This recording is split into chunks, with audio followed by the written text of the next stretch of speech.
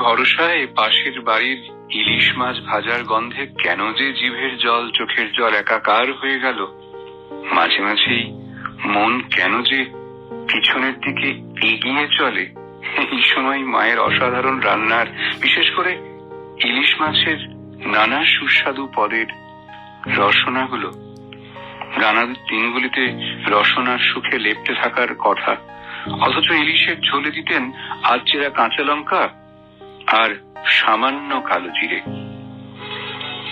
যাতে ইলিশের গন্ধ অক্ষুণ্ণ থাকে। কালোতে, সবুজে, সোনালিতে তৈরি এক বর্ণময় ভালো লাগা। আর ইলিশ ভাপা খাবার সময় অদ্ভুত সুখে স্বাদ গ্রন্থিগুলি ডুবে যেত। সর্ষে বাটা, সর্ষের তেল, কাঁচা লঙ্কায় ঘন্টাখানেক ম্যারিনেটের পরেই দেওয়া হতো ভাপে।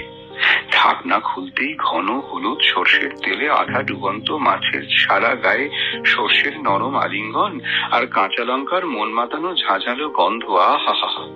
পিছিয়ে নেই ইলিশের মাতোয়ারা গন্ধের সাথে ঘন সবুজ কচু শাকের সখ্য।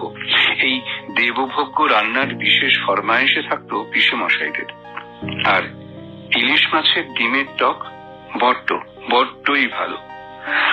আরো কত ধরনের খাবার বুঝি না আজও। সামান্য উপকরণে এত স্বাদ। বই পড়ে, ইউটিউব দেখে, হাজার উপকরণেও চরম ব্যর্থতা আমার। পরেও যখনই কিছু খেতে চেয়েছি, একটুও বিরক্ত না হয়ে খোঁড়াতে ভাঙা কোমরেও ঝুঁকে বানিয়েছেন। প্রশংসা করলে আফসোস করে বলেছেন, আর পারি না রে আগের মতো। বুঝেছি আজ ভালো রান্নার গোপন মন্ত্রই হলো ভালোবাসা।